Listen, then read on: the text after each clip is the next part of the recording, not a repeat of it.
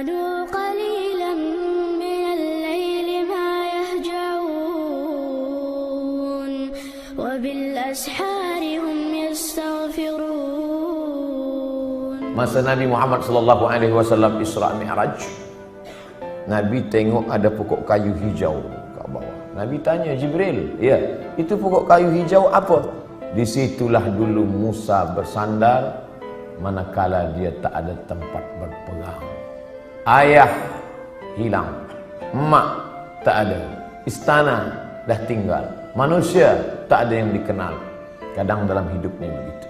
Allah buat kita hilang pegangan supaya apa? Supaya kita hanya bergantung kepada tali Allah bihablillah.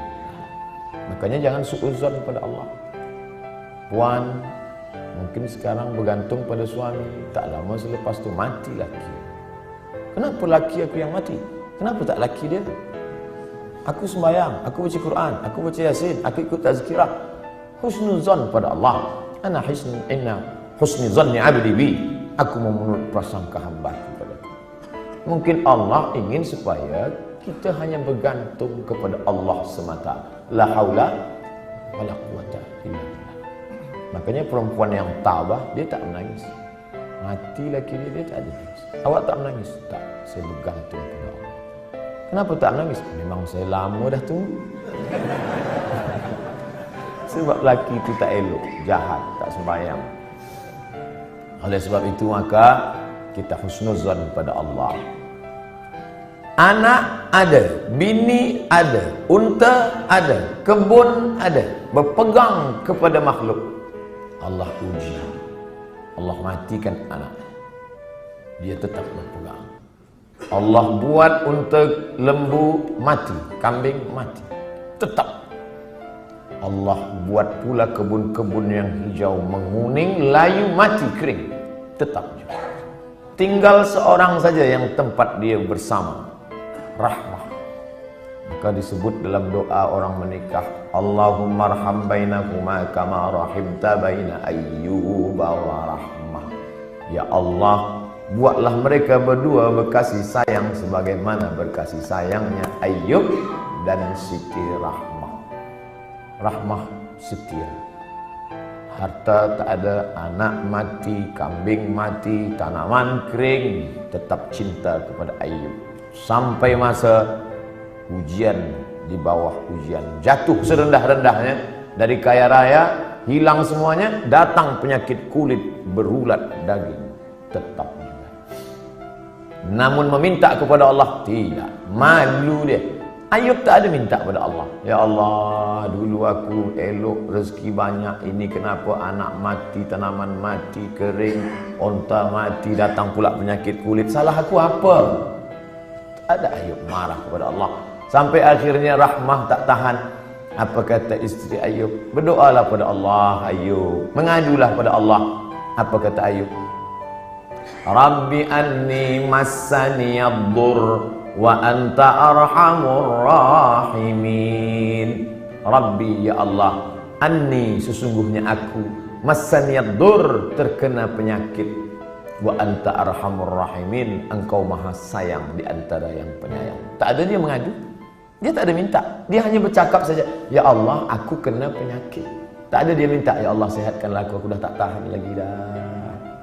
Dia hanya berkata, aku kena penyakit dan engkau maha sayang di antara yang sayang.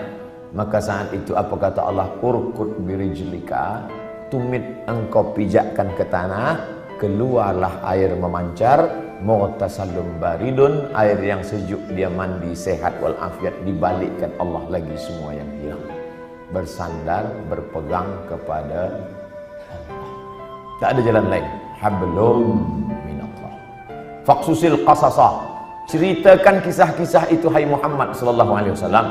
Ceritakan kisah-kisah itu wahai Abdul Somad, supaya apa? La'allahum yatafakkarun, supaya manusia ni berfikir, jangan dia sangka dia saja yang diuji Allah, bahawa nabi-nabi dulu pun ujian hidupnya luar biasa.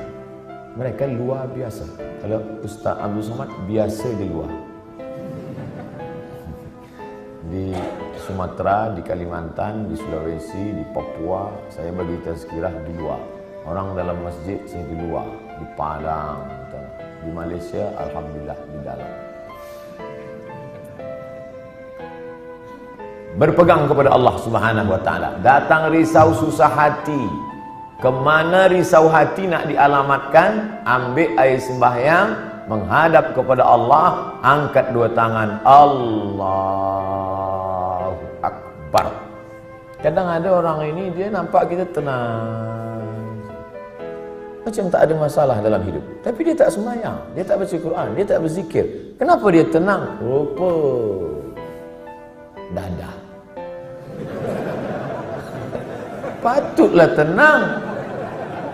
Nak gila dah. Tidak ada jalan lain. Sebenarnya orang yang minum khamar tu yang nak dia cari apa? Ketenangan. Orang yang pakai dadah tu sebenarnya yang nak dia cari apa? Ketenangan. Orang yang makan itu ini sebenarnya ketenangan. Maka ketenangan semua ini palsu. Ketenangan ini tidak ada yang betul. Saya sampai office pukul 7. Biasa office cepat hari itu saya sampai. Ada seorang kaki tangan, Ustaz Somad cepat sampai. Ya, ada yang saya nak tanya pada Ustaz. Sebenarnya lama saya dah nak tanya, cuma malu di majlis. Ini kita tak ada orang lain saya nak tanya. Apa? Saya kalau dengar lagu dangdut tenang hati saya. Kata saya, ini tak betul. Ketenangan yang betul adalah tenang masa berzikir, tenang masa berselawat. Kadang kita ni jaga pagi tidur, sempit rasa hidup, tak tahu entah apa yang menyusahkan hati, maka lapangkan. Orang lain dia kata, bila anda nak tenang, pejamkan mata, tarik nafas, tarik, tahan. Kita tak diajarkan macam tu. Kita diajarkan hadapi hidup ini, serahkan pada Allah Subhanahu wa taala, berzikirlah. Apa zikir? Kata ustaz ini banyak-banyak berselawat. Bila engkau susah hati banyak-banyak berselawat. Allahumma salli ala sayyidina Muhammad wa ala ali Muhammad. Allahumma salli ala sayyidina Muhammad wa ala ali Muhammad. Allahumma salli ala sayyidina Muhammad. Kata ustaz ini pula banyak-banyak berzikir, afdhalul zikri fa'lam annahu la ilaha illallah. Kata ustaz ini pula yang paling elok tu tasbih. Subhanallah bihamdihi, subhanallahil azim, subhanallah. Jadi awak amalkan yang mana? Itulah ustaz. Sampai hari ini satu pun saya tak amalkan. Habib ini cakap banyak selawat, ustaz ni cakap banyak zikir tahlil. Ustaz, pilihlah. La ilaha illallah 1000 elok, selawat 1000 elok, istighfar 1000 elok. Malulah mana-mana nak bawa tasbih. Tak usah pakai tasbih, pakai tangan. Subhanallah, Allahumma salli ala sayyidina. 3 kali pergi umrah, 3 bawa tasbih balik, 3-3-nya tergantung di kereta. Patutlah kereta tu yang tenang. Yang punya kereta risau. Kita berzikir supaya Allah turunkan ketenangan. Letak tenang tu di mana? Di hati. Yang punya hati ni siapa? Allah. Yang menurunkan ketenangan dalam hati siapa? Wallazi anzalas sakinata. Allah yang menurunkan ketenangan fi qulubil mu'minin, ke dalam hati orang yang beriman. Kadang hati itu macam kopi yang dikacau, kacau balau. Tapi kemudian manakala kita berzikir, terasa dia tenang. Pagi nak pergi ke office, Allahumma salli ala sayyidina Muhammad, Allahumma salli ala sayyidina Muhammad, Allahumma salli. Baca dapat dari rumah, makin jam makin banyak. Kalau kita marah, mengamuk, apakah jam itu berjalan? Tidak. Mengamuk macam apa ni? Bukan dia bergerak. Kalaulah kita mengamuk dia bergerak, tentu kita mengamuk, kekejap mengamuk, kekejap mengamuk. Dia tidak akan merubah apapun. Maka banyak-banyak berzikir, banyak-banyak berselawat. Apalagi kita duduk di kota besar internasional. Nak berangkat pagi jam, balik jam, di tempat kerja pula banyak masalah. Bila lagi kita nak dapat ketenangan? Maka tak ada jalan lain kecuali hablum minallah. Berzikir. Saya malu nak bawa tasbih ustaz. Okey, ada yang sekarang pasang macam ring cincin. Okey. Subhanallah, subhanallah. Tenang, terasa tenang. Subhanallah, subhanallah. Dapat 100. Subhanallah. Dapat 200. Dapat 1000, ambil gambar.